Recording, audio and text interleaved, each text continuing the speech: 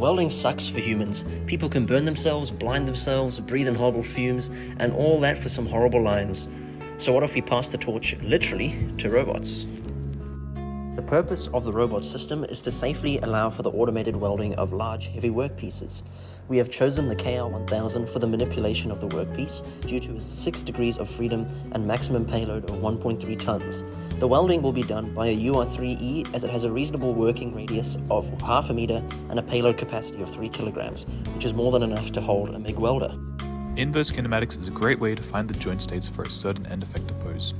It even takes into account previous joint states.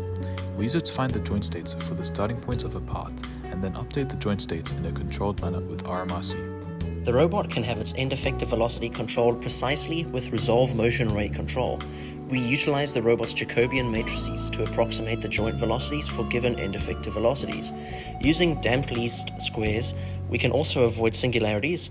Call us the fun police, but a 5-ton robot shouldn't be dancing like this. We have implemented an easy-to-use GUI with the ability to manually control the joint angles of both robotic arms incrementally. Additionally, a controller can be used to move the robot end effector in straight paths, where the joystick movements correlate to the X, Y, and Z axes of the robot base frame of reference. Some safety features we have considered is collision detection to stop the robotic arms from damaging themselves and the objects in the workspace. We've used ellipsoid point intersection here. We've also implemented collision avoidance to move around detected objects, preventing collisions and workflow disruptions. We've also incorporated digital and physical e-stops for pausing robot operations during emergencies. Additionally, the robot operation can be resumed, minimizing the effect of emergencies on the workflow. Hopefully, parts being welded can resume rather than being scrapped after an emergency. Our environment includes fire extinguishers to prevent potential fires and spare robot parts in case a current one fails. Robotics Toolbox, especially with UTS's contributions, helped in every programming aspect of the project, from defining robots with DH parameters to forward kinematics, inverse kinematics, Jacobians, and much more.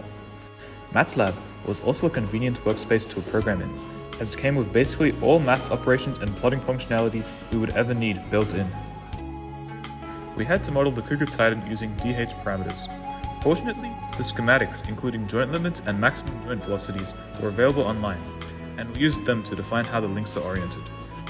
We used GitHub to keep each other up to date with our code, and Discord to share our progress and plan next steps for the project. In the future, we could implement visual servoing to actively weld unique workpieces, identifying, path planning, and welding seams between parts. We are able to identify the pose of a pattern relative to a camera, which, by mounting one onto the robot's end effector, can be used for precise control.